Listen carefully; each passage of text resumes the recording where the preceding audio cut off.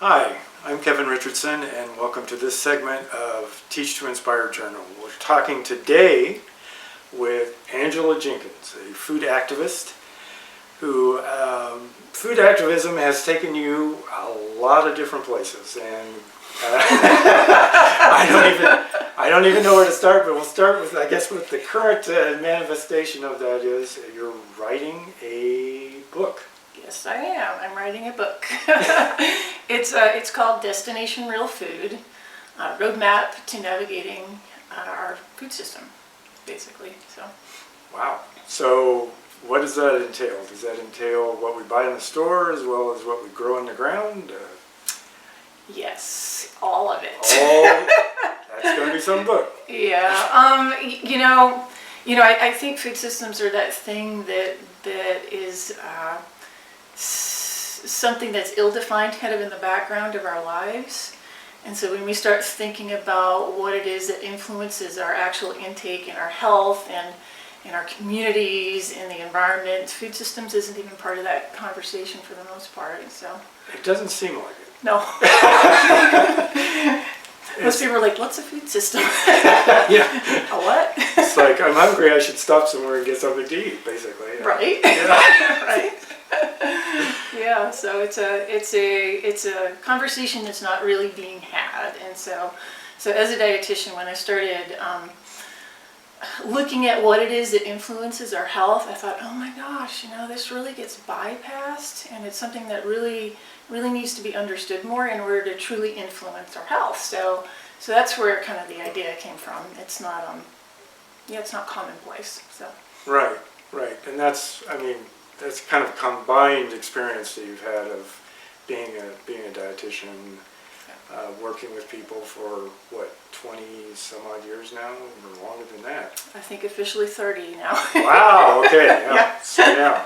Yeah. So you've had enough. Yeah, you've had enough experience dealing with people's diets and things like that. Yeah. You've also been. It's also kind of been parallel, or maybe on the surface of even deeper into the food system.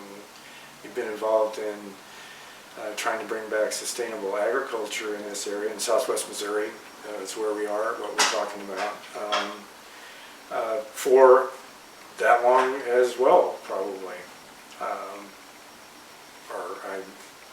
That's where we met, anyway. Right. Was when you were working with the Food Coalition.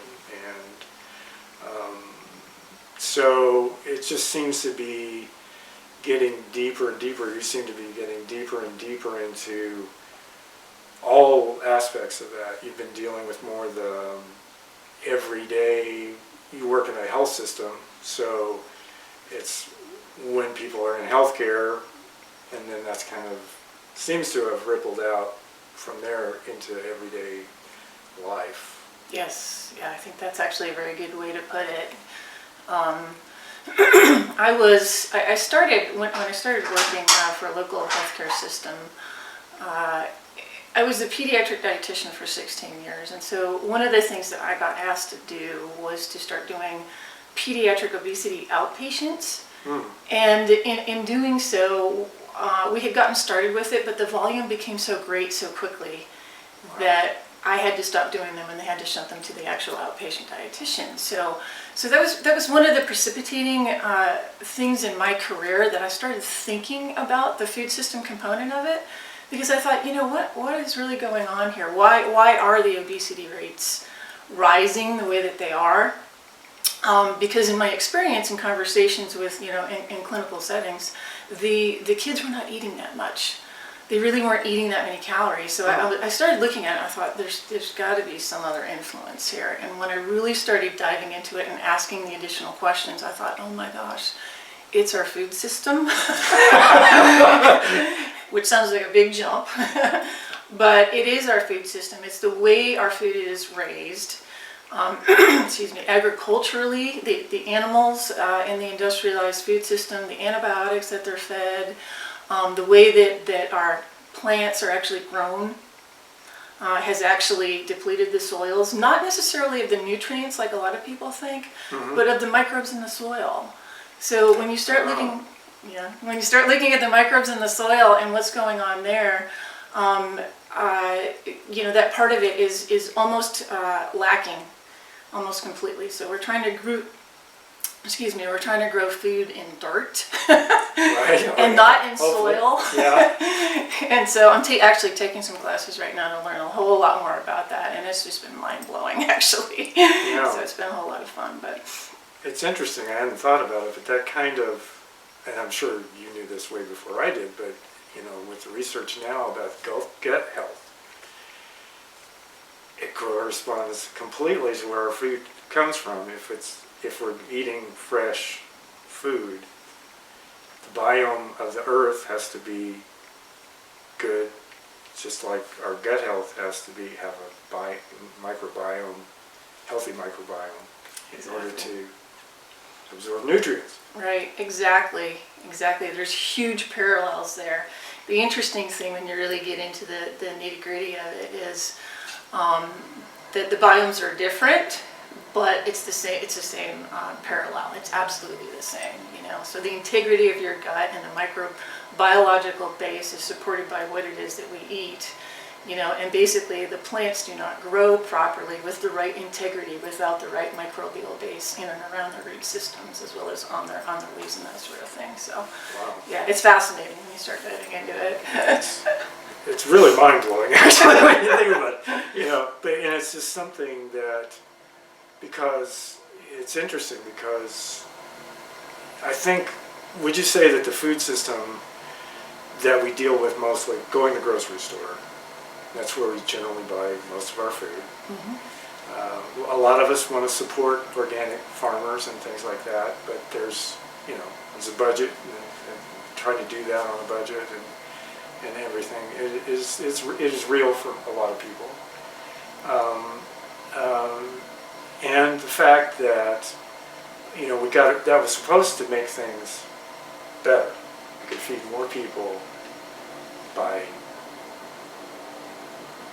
grouping, getting food manufactured and taking it away from the farms. Well, in this area, I mean, you know this much better than I, in this area in southwest Missouri, a little over 100 years ago, it was producing so much food that they were exporting it to other parts of the country. Right. You couldn't tell that now. No. When you look around. No. Yeah, it's dramatically changed if you start looking at the overall numbers in agriculture, because you can actually go online and look at this from state to state to state. Interestingly enough, you can actually boil it down even on a county level, so you can see that the number of farms or the number of acres in actual agricultural production has gone down dramatically. And it's going to be different for different areas. Mm-hmm. I haven't actually looked at Greene County here recently, but it's definitely, and it still is on the decline, as is the average age of the farmer is going up. So we don't have the same number of people that are wanting to get into agriculture and do it, basically call it their life for the most part, their business. So. Right. So, yeah, it's changed dramatically, and it's one of those things that, I would love to see a younger generation get more into it and literally put their hands in the soil, because not only does that act make them that much healthier, but it keeps them in touch with and more connected to their food, which changes their relationship with food. And that, to kind of go back to what we were talking about before, that has become the problem when it comes to obesity. In America, we're not in touch with our food and the things that we're eating. While calorie for calorie, we may not be eating that much more. I mean, in some cases we actually are, but in a lot of cases we're not. But the things that we are eating are based off of that agricultural system that's industrialized, excuse me, as opposed to the system that would come out of your own backyard, like for gardening and that sort of thing. The industrialized system is setting things up for basically an inflammatory response in your body, and that's part of what's facilitating those rises in obesity, and not just obesity, but other ill health. So when we look at it from that perspective, if we can kind of bring it back home, so to speak, and say, okay, how is it that we, if it's not calorie for calorie, what are the other things that have to change in the diet in order to actually support health? So what where did your root to this? I mean, you're obviously very passionate about this. Where did food come into your life that you were kind of like, I kind of want to follow this thread, and that become decision to be, I mean, obviously it was before you became a dietitian. Can you pinpoint a thing or a person or? I don't know that I can pinpoint one thing. One of the things that I put in the book is that we're essentially all on our own food journey, and I in thinking back, I mean, my roots are with having a huge garden in the backyard, having those opportunities, and especially those occasions around food that brought family together that were so meaningful to me. Right. One of the examples I give is my family is actually from New England, so we spent a lot of time in Maine, and especially during the summers with family. Mm-hmm. And we would literally, from this cottage on a lake that my grandfather built the cottage. Oh, wow. Yeah. Plenty of stories there too that could be told, but yeah. But the food story is that we would paddle across to what we call Blueberry Island. I don't actually know the official name of this island. To us, it will forever be Blueberry Island. Well, good enough. We'd paddle across, and we would pick blueberries.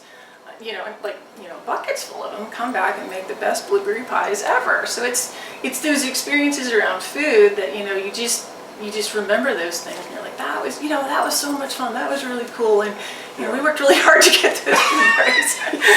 That was a lot of work. So, I mean, it's things like that you just go, hey, there was something to that. And there was a, if you think about it, I mean, food is one of those things that it's not just about health and nutrition. It's an underpinning of a community. It's the thing that people gather around. We gather around a few other things besides food. I mean, you can have a community meeting, but what do? Like, we have church dinners, and hey, let's get together, let's do a meal together. We gather around food. Yeah. And so it's so important on so many different levels besides just nutrition.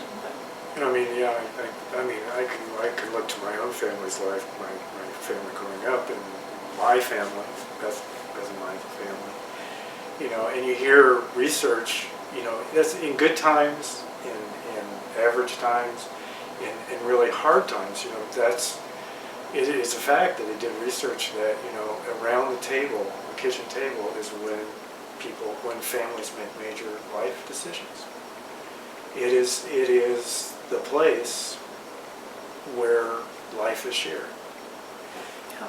And, to nourish that is, I don't know, for whatever reason, it's kind of slid to the background. I guess pace of life, I don't know.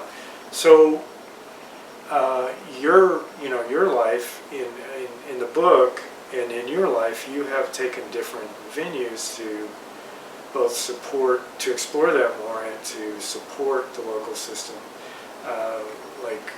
You've just recently are kind of closing the book on a business that you started just because you wanted to support local agriculture. You've had a farm of your own for a while, doing the practices of sustainable farming. Mm-hmm. Both in the business, it was a wood-fired pizza business, but that involved your family, that involved your son and daughter, and yourself. It's something you could do together to feed other people, not only to source the food, but also to feeding people in the best way possible, and with a product that people would connect with. Yes, pizza is actually there's not too many people who don't like pizza. Pizza is the second most consumed food in America. Really? And the little spoon, it's kind of a fun thing for a dietitian, because we're those of us who are slow food advocates, and feel like you have to slow things down in this society of convenience, we could still produce a pizza in 4 minutes that I can say is probably the healthiest pizza that you're ever going to get. with the ingredients locally sourced, and then the meats, the local meats also. So it was something on many levels that I might have been a little bit proud of, because not only were my kids employed, like you mentioned, but it was the best fast food you could get anywhere. There you go. So I mean, you do try, and you are trying with what you do to connect to people where they are, because and that's important. Yeah, it is important, and that's what I think it seems to be that's what's driven you to where you are now in writing this book. It's like, here's the picture, here's where you fit in, and here are some things, here's some tangible action things you can do. Right. And I think that's what people are really looking for, and they want to eat well, they do. And I guess you would say that, there is good food you can buy in the grocery store, but for the most part, it's not as satisfying as if you have fresh food. You eat actually less of the fresh food and are satisfied, as opposed to more of the manufactured food and not satisfied. Absolutely, yeah. Yeah, part of what I put in the book are those components of how can you connect with your food in a different way than perhaps what like if you went to see a dietitian, what would he or she be telling you? That conversation generally centers around just lowering calorie intake or something on that level. This is more about how can I connect with food. For instance, one of the recommendations is to just grow anything. It doesn't have to be anything on a huge scale. Even if it's a very small herb garden in the backyard, if you're growing it, you connect with it in a different way, and you will find ways to incorporate it into your meals. Right. And just to expand on that particular example, if you are incorporating more herbs and spices into your diet, you're actually healthier for that. I mean, they have information on this. So 2 tablespoons a day will actually improve your health. It's not much. It's pretty easy. Yeah, wow. And I would take that a step further, and if you have children and involve your kids in that too, what you're going to find is that, oh my gosh, you'll find a whole new level of enthusiasm when you involve kids in any process. So they just love watching things come up out of the ground. So yeah. It brings out the little kid in all of us, actually. Well, actually, yeah, it excites the parents too. Right. It's a loop. Right. So you're writing this book. And in writing this book, you were telling me before we started this that now you're really kind of heading into even a deeper level than that of what do we do about soil? What do we, what is it that we're growing our things in? Because there are different ways of, and there have been, and you probably know that there are now, but there's actually, you can do hydroponics. And that's, how would you feel that as opposed to, is that as a viable system as growing in soil? That's a legitimate question. I've looked a little bit into it. I don't have a huge understanding about hydroponics. But the big thing is that when you're growing something in soil, you allow the root base to be able to pull whatever it needs out of the soil, as opposed to a hydroponic sort of setup where you're having to put in all of the amendments to it. So I can imagine there might be some limitations there just because of that reason. But the thing is that any food production on a level that's at least going towards something that's organic or regenerative is going to be a positive thing, okay?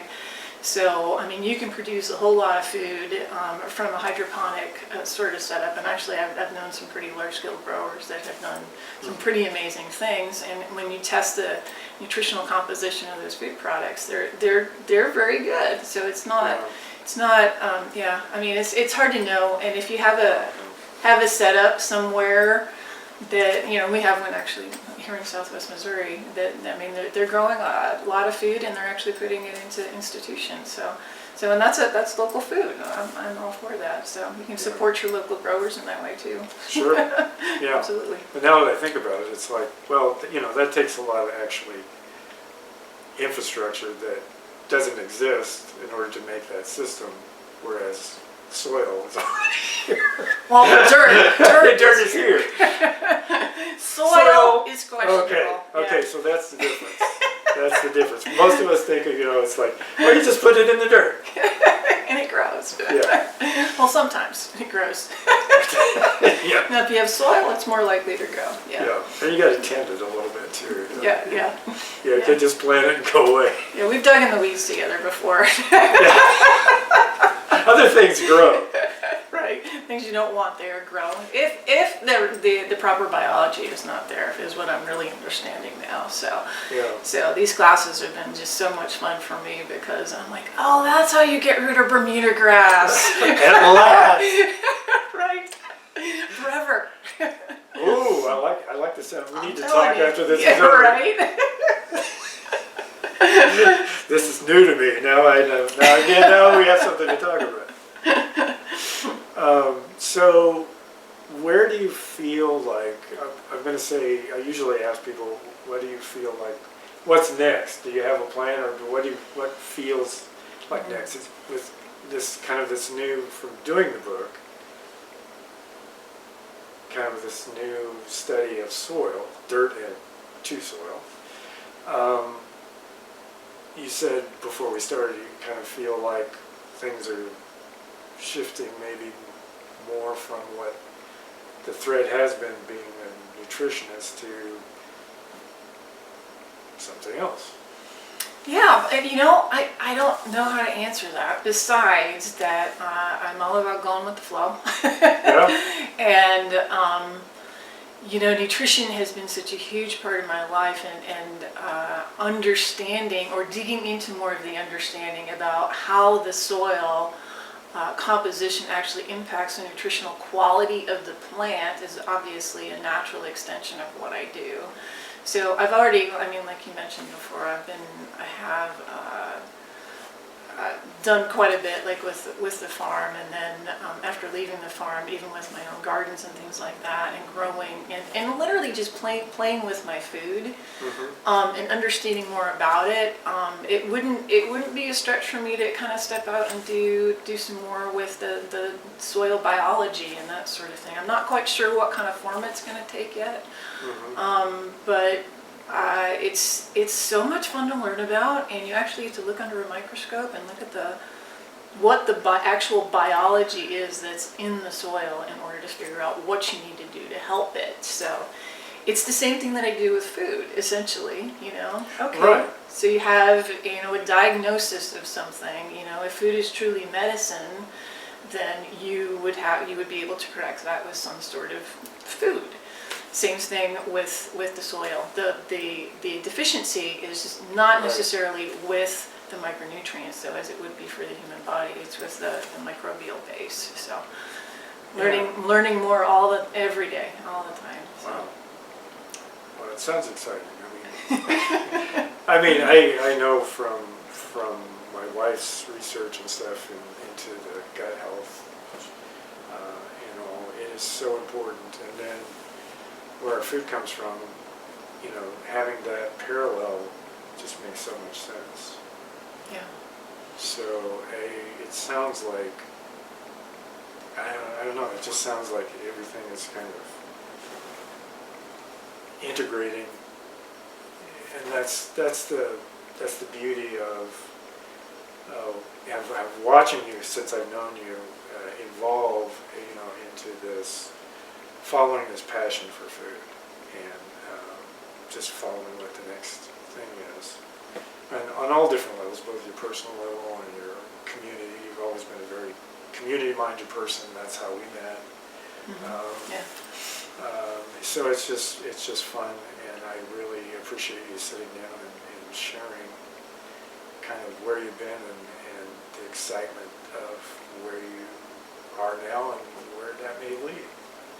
I I really appreciate it, Angela. And if there's anything else you want to say before we wrap up here, I would love to hear.